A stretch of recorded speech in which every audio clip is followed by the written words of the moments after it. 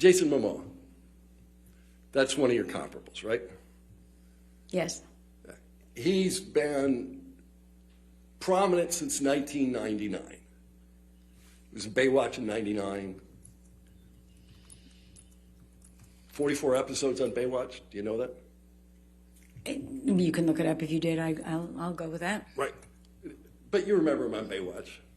Actually, didn't watch Baywatch, but Right. he certainly had the physique for it. So, Stargate Atlantis, he was on that. Many episodes. right? Did you know that?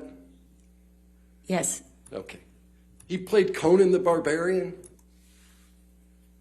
In TV or film? Film. Okay.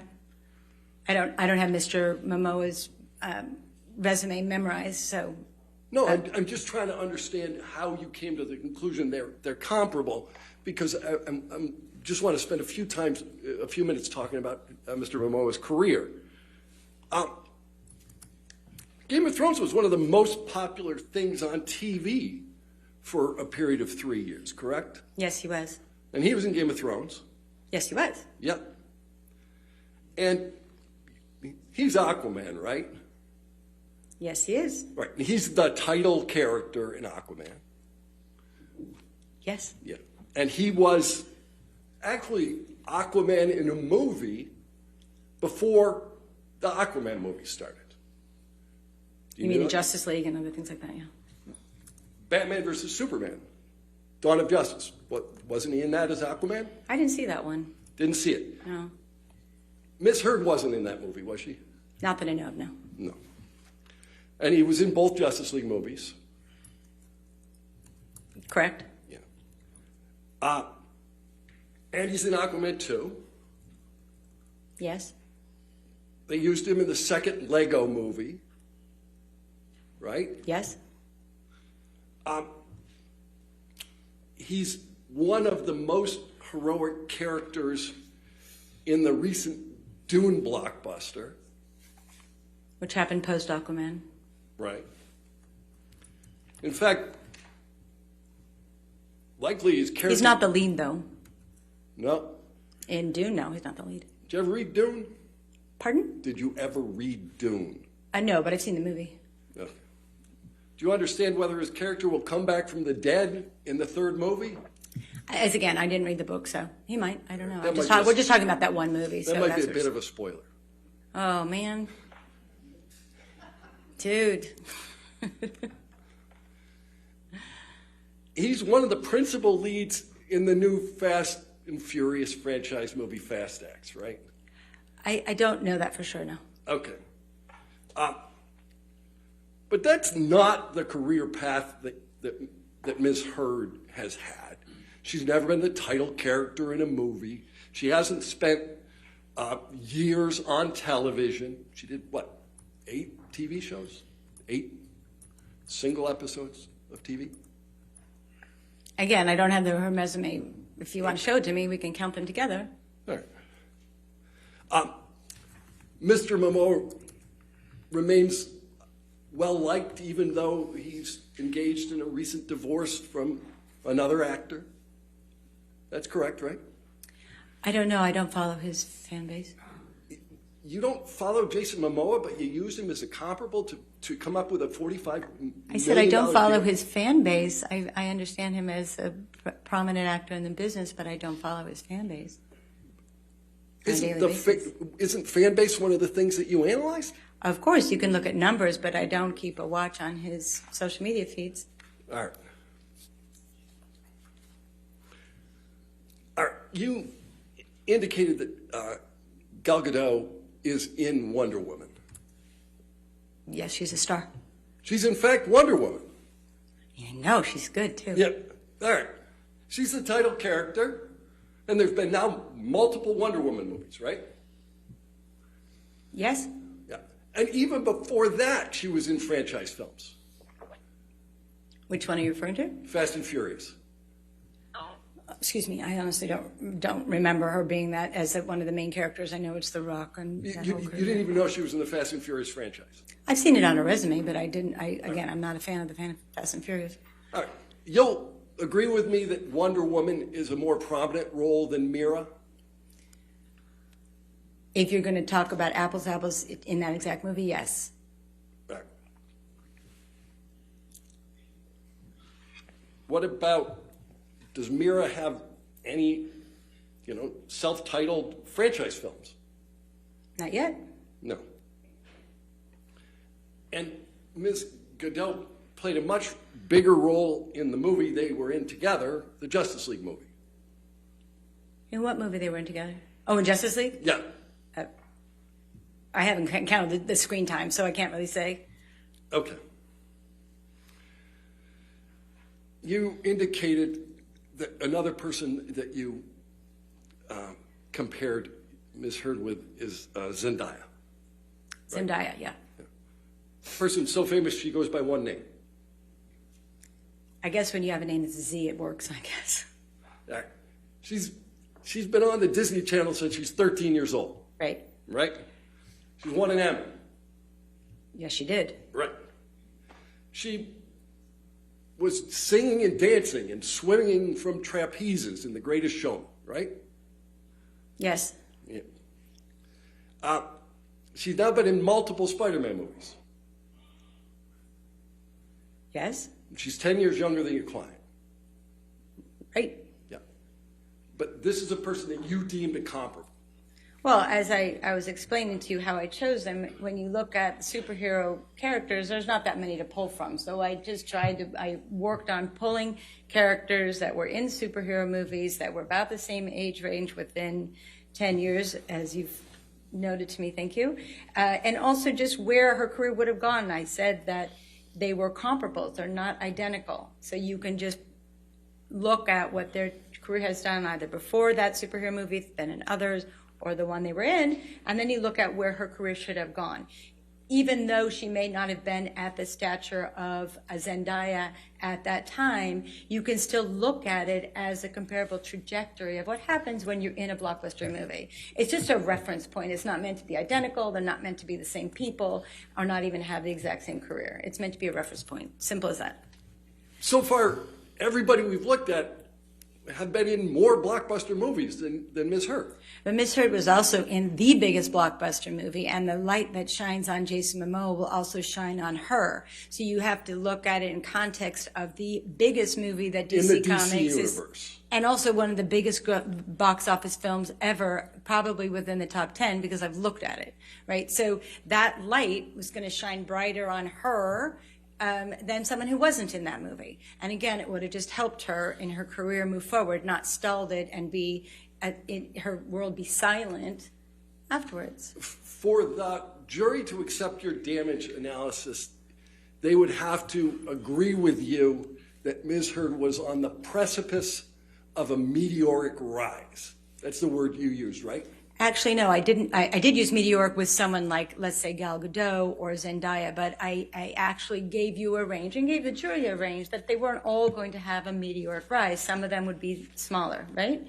And so what the numbers that I gave you do not represent a meteoric rise. A meteoric rise is when Jason Momoa goes from, I don't know, 4 million, 5 million to a $50 million payday. That's a meteoric shift in our business. But when someone has contracts that actually go from 1 million to the first one, 2 million, and then 4 million, that is standard for a franchise that is perceived to do well. And so I based those calculations on very specific numbers that were already contracted. I wanted to stay within reality and look at the numbers that were already contracted for Ms. Heard and just move out forward on one film a year, maybe a TV show here or there, and some endorsement contracts, which is very typical for an actor in our business to make that kind of money. It just is what happens. So the example you just used is somebody went from 1 million to 2 million to 4 million. Your client has never had a contract that exceeds $2 million, correct? Incorrect. All right. In the Aquaman it's actually the Justice League contract because they're associated. So Justice League, Aquaman, she was paid $1 million.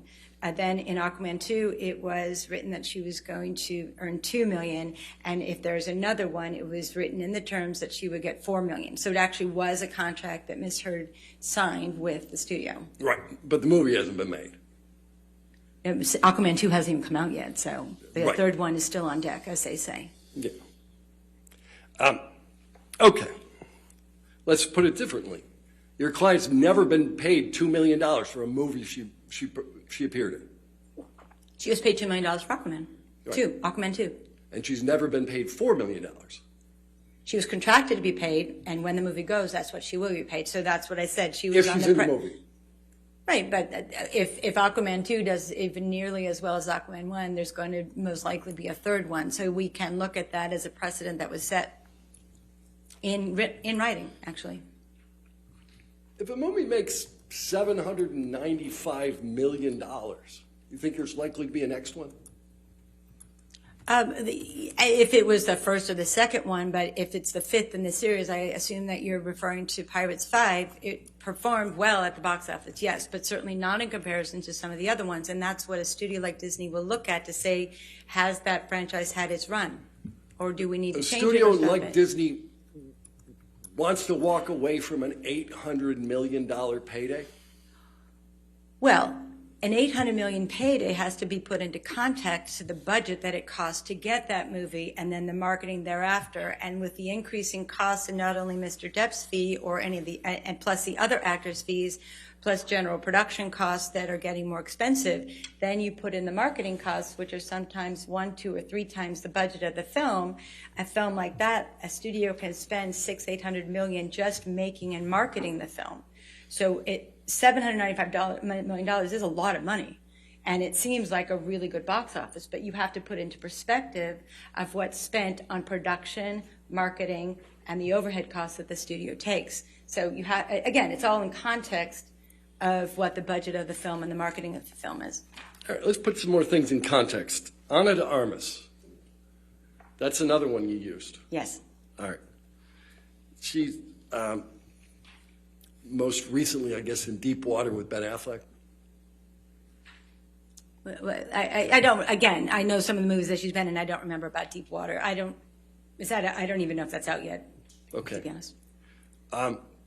She was in the last James Bond movie. Yes, she was. Yeah. They were talking about making her the next female Bond, right? Right, after her big Stars Born moment, yeah, she's gotten a lot more big roles, which is what we had hoped for Miss Heard. Yeah. And you said that her breakout role was Blade Runner? It was like the first big, studio movie that got a lot of attention. I believe that was the one that we can look at as a marker for her, sure. Did you watch Blade Runner 2049? I did. Do you know what she did in the movie? It was years ago. I don't remember exactly what she was in, what role she played, but she was in that movie, and from that, her agents used that as leverage to get her more movies. You have no knowledge that her principal role in that movie was as a gigantic naked billboard? Are you saying that's the only thing she was? She was a gigantic naked billboard. She wasn't in the movie. That's the principal role in that movie. I don't remember the movie well enough to know. Okay. And did you know that she was? I talked a little bit about Ben Affleck, right? Right. He's an interesting example because he's been in a role that's been recast multiple times. You know that role? Are we talking about Batman? Yeah. Yeah. Batman. Sure.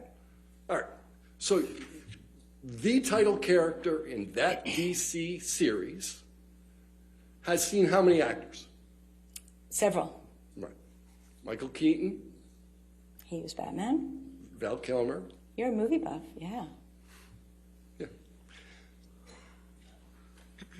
Christian Bale was Batman. I think he was, you're right. George Clooney was Batman. Definitely. Yeah. I guess Robert Pattinson is now Batman. Don't know. Okay. But you're taking an absolutely iconic role that the DC universe has recast 4, 5, 6 times, correct? Correct. So that just because you have the role in the first movie or the second movie doesn't mean you get it in the third movie or the fourth movie. Unless it's contractual. Right. Unless it's contractual. So, now, let's look. Ana de Armas, She's like the new Marilyn Monroe on Netflix too, right?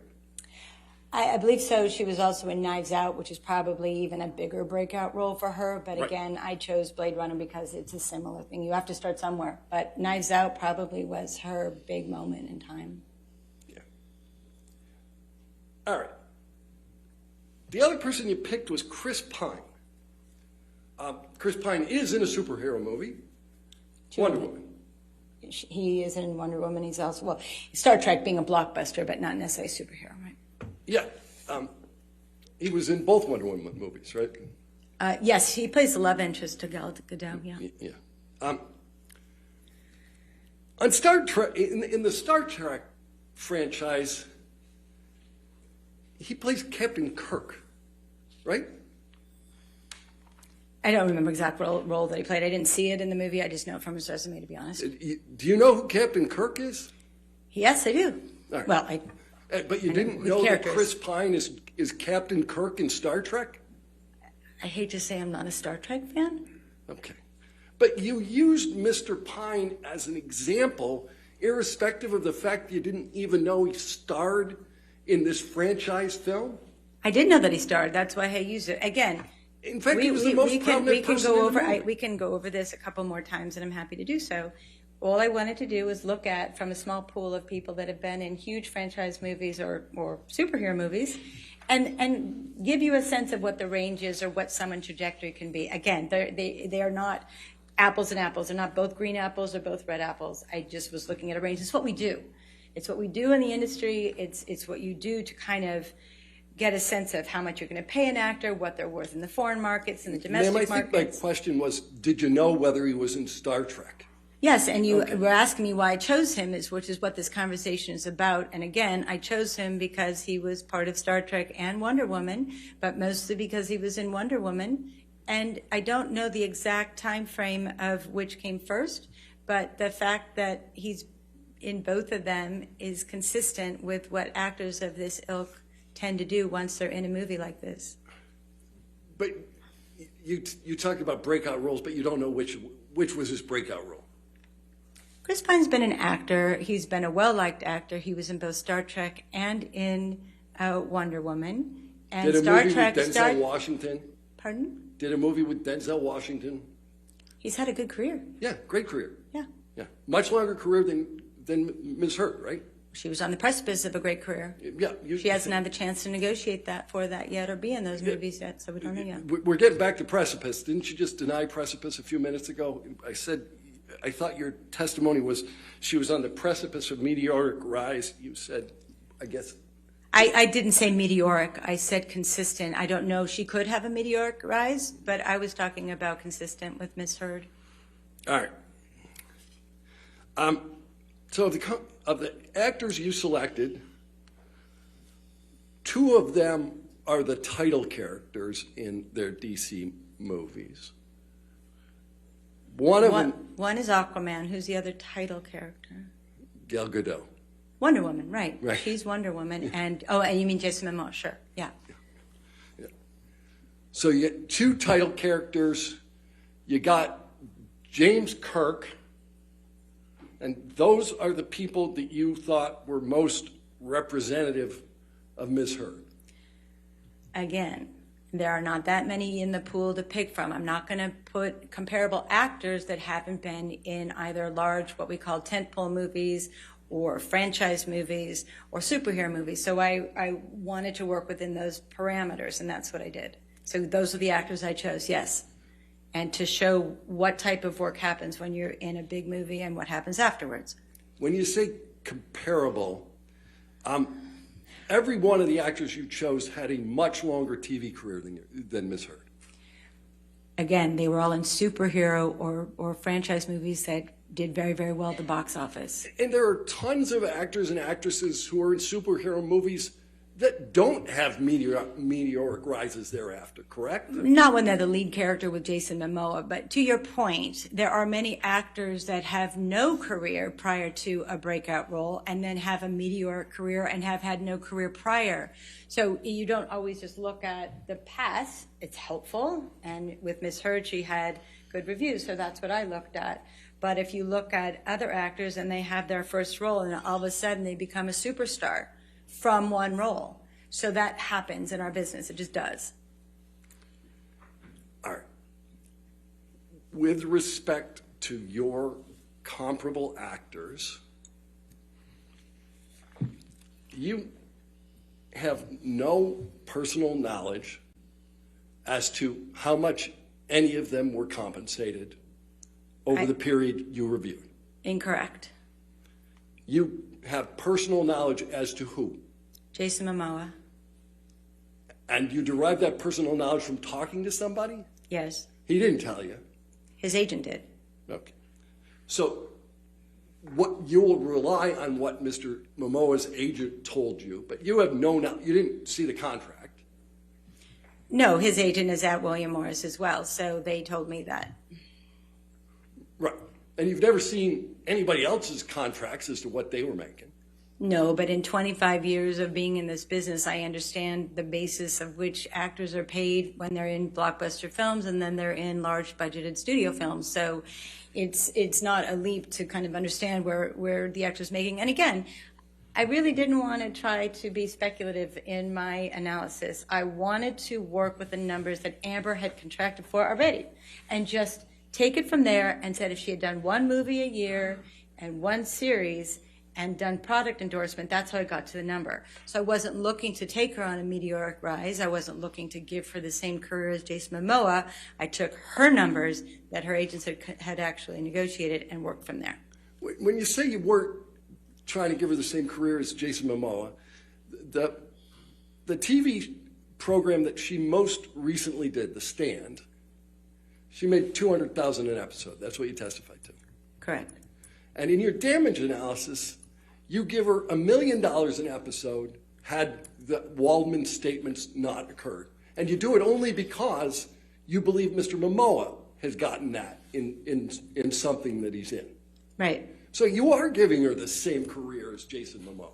Well, again, with someone like Ms. Heard, who was in a blockbuster film with a team at William Morris, in my discussions with William Morris, that's what they were looking to negotiate for her on other projects. So I got some of that information from her management team directly. So her agents were looking to get her as much money as possible? I think that's the job of an agent. They usually try to get the most money as possible. Your testimony is they were looking to get the money for her, but you need somebody willing to pay on the other side of that deal, don't you? Right, but agents are working with people in the industry and have a pulse on have a finger on a pulse of what's going on, so they know who's marketable and what the prices that all the streamers are paying these days. You haven't seen a single one of the endorsement contracts that you referenced, other than Ms. Heard's? No, other than, again, what I was talking to William Morris in terms of the pricing that they are aware of, not only for their own clients, but what's out in the marketplace, and it's pretty consistent. And I've also worked with other actors on other cases that have gotten similar contracts, so I'm familiar with the rates of endorsement contracts. You haven't made any reference to the actual earnings of any of these actors. Again, as you do an analysis, you put together the numbers that you know from both your experience and the marketplace and the agents that are working in the marketplace. So together, that's how I created those numbers, and mostly using Ms. Heard's numbers specifically and giving her a very steady career, which is what she had had prior to Aquaman. Yeah, and you don't have the prior earnings of any of the actors you looked at other than Ms. Heard's. No, I don't have all the contracts now. You don't have any of that information. I'm sorry? You don't have any of that information? No. Okay. In fact, that information, I guess aside from Mr. Momoa's, is confidential, right? Usually it is, yes. Yeah. And the only reason you know anything about Mr. Momoa is that Ms. Heard shares an agent? Or an right, agency. but I've also been in the industry for many years, and I know what actors get paid. I talk about budgets constantly, so it's not a secret within the industry the amount that actors in those types of movies are paid very, very well. You're not currently working as an agent for anyone, are you? No. All right.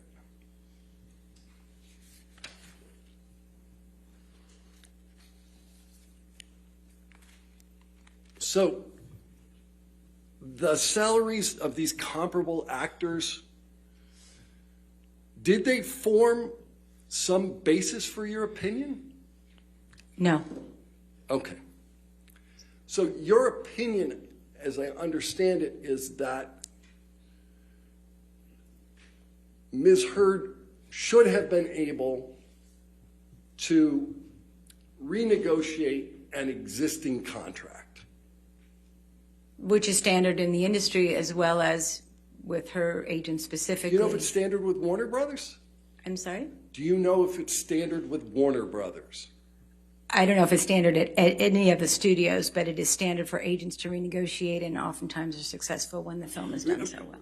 Right, but what you're talking about is there's an existing contract where Ms. Heard has made a promise that she will do the next movie for, in this instance, $2 million, right? Right.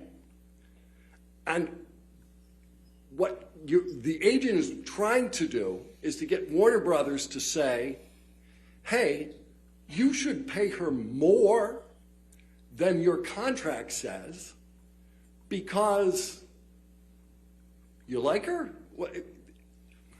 Well, as Ms. Kovacevic said, also, it's standard in the industry. As again, I've been in the industry, I've worked with agents, and I've worked with lots of lawyers, and we have conversations about what is an actor getting, or what can they do, or what are they going to do the next time. So again, it's a standard in practice in the industry, especially when a film is as successful as Aquaman, that the agents will go back and renegotiate.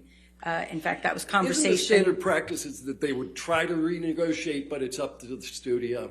Sure, but oftentimes in a movie of such of the nature of Aquaman, they're very successful, usually. But the entirety of your analysis assumes a renegotiation with a studio for terms that are double what the studio had already got a promise from Ms. Heard she would work for.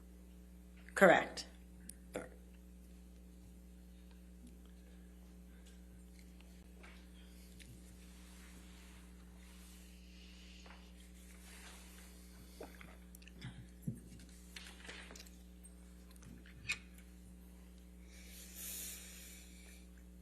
Have you talked to Walter Hamada?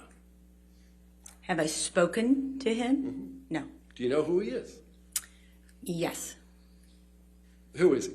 He's a senior executive at Warner Brothers, or yeah, I think he still is there, but certainly at the time of the renegotiation, he was a senior executive.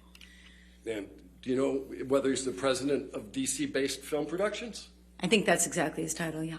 Yeah. Who's in a better position to determine whether Warner Brothers would renegotiate, you or Mr. Hamada? As again, I based this on the agents that were talking to Warner Brothers about Mr. Momoa, and they were wanting to talk to them about Miss Heard as well. Okay, I'm not So sure. I based my information on them. So the connection should be Mr. Hamada or the agents, not Mr. Hamada and me. All right. Who's in a better position to know whether Warner Brothers would renegotiate? Objection, Your Honor, calls for speculation. Just asking. I'll sustain the objection. Next Sorry. question.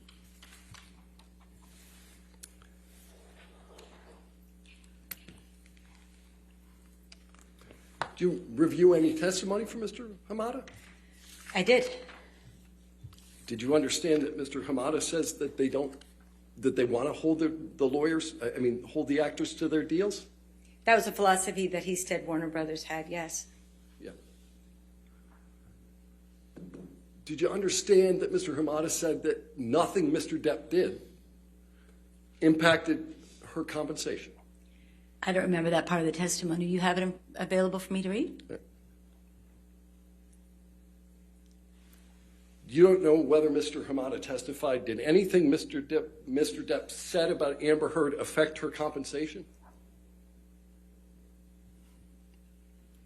Again, I don't remember? That's I don't okay. I don't recall that testimony. Sorry. No. Do you know whether Mr. Hamada indicated whether he even knew who Adam Waldman was? Again, I don't remember the conversation about Hamada and Waldman or Depp.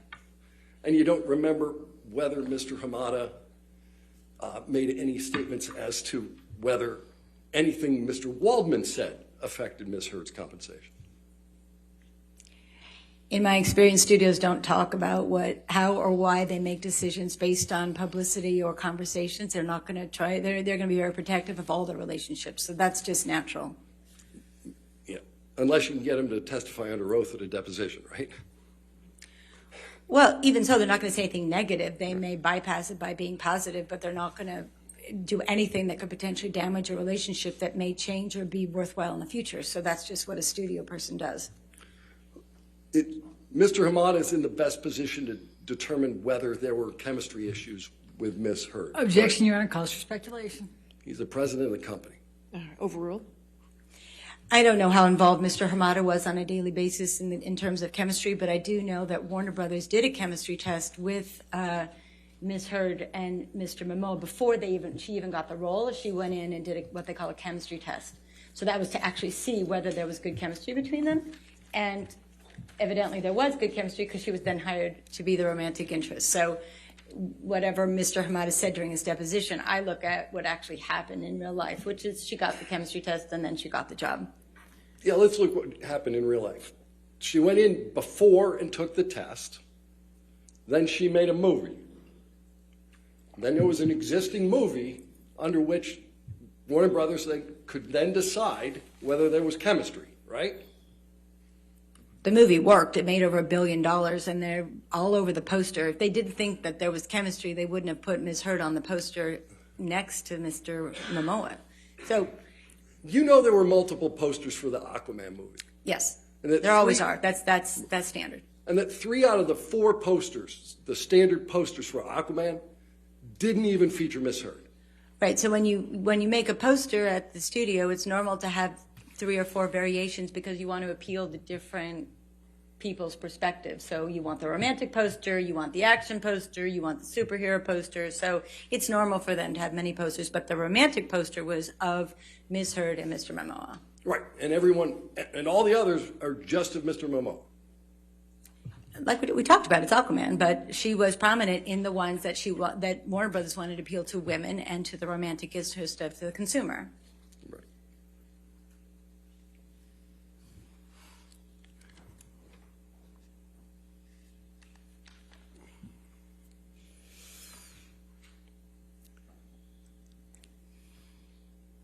What movies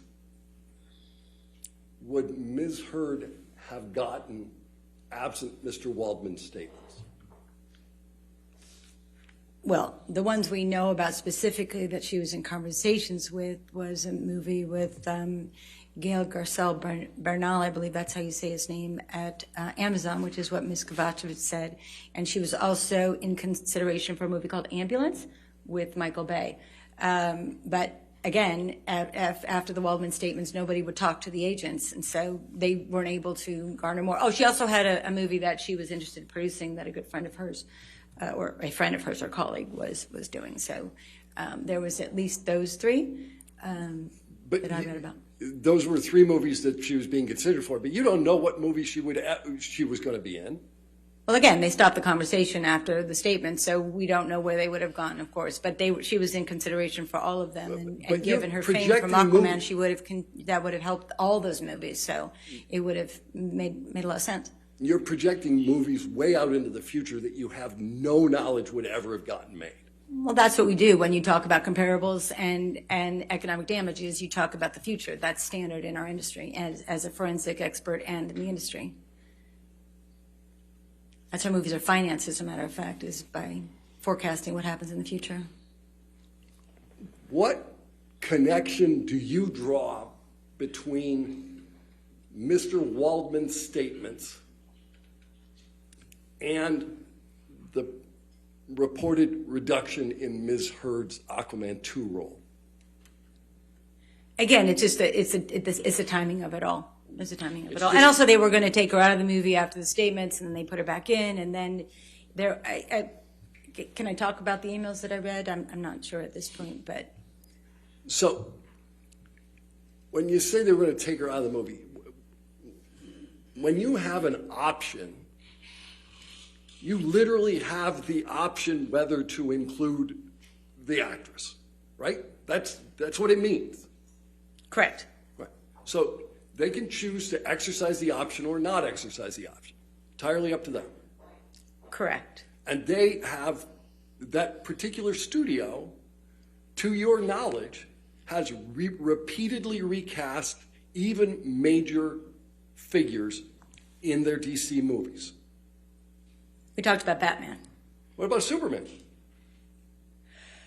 You know, I think I'm more familiar with the Batman actors. I think there have been a couple actors of Superman, but depending on how the movie performed, if a movie doesn't perform, they'll look for other actors. Or if they want to go a different direction or reboot a franchise, they will look at different actors. So if the movie's successful, they're not likely to change the actors, especially not in the second one or the third one. Another reason they'll look for a different actor or actress, if the actor or actress is charged or asking too much money to play the role again, correct? Yes, not in figures under $10 million, but yes. Yeah. If you're asking for too much money, you might not get your role again. And your analysis assumes that Ms. Heard could double her money. Well, her contracts doubled her money from each one to the next, so it wasn't that large a leap to do that, especially when the agents had told me that that was what had been they were considering and what they'd been discussing. All right. You seen the script of Aquaman 2? Personally, Yeah. I did see a draft. I don't know what the date was or when it was or where in the succession of the rewrites it was. I did see one draft, yes. You don't know what Warner Brothers has in mind for that movie in terms of the kind of movie it's going to be? It's a superhero movie. Right. It's supposed to be like a buddy comedy, right? I don't know. I don't know about a buddy comedy. It's an action movie, superhero movie. I don't know. Who's Patrick Wilson? Patrick Wilson. I've heard that name in terms of an actor, but I don't know Mr. Wilson. All right. Do you know if he appears in Aquaman? Again, I don't know him by name. If you want to show me a picture, or a clip from the movie. All right. Do you know if Mr. Wilson appears more frequently in Aquaman than your client does? I didn't count the screen time when I watched the movie. It was a long, even when I watched it again, I didn't count the screen time of anybody else.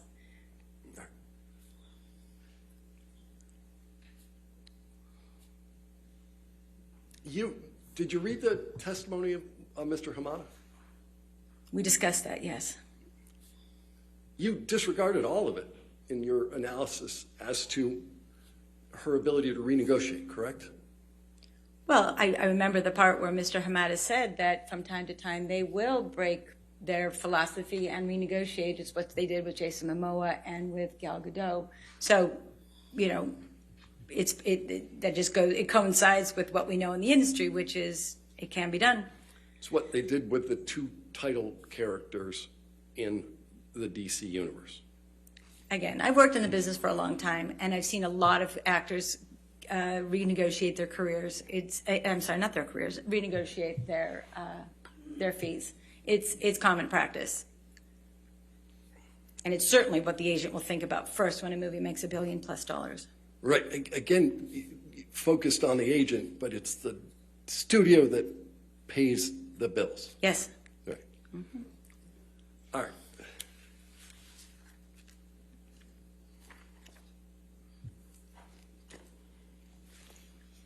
Your Honor, I have a fair amount more to do. Continue. I'm sorry? Continue. Okay. I didn't know if we were going to 5:30 today or not. Every day is 5:30 day. Okay. We may not even need to get there.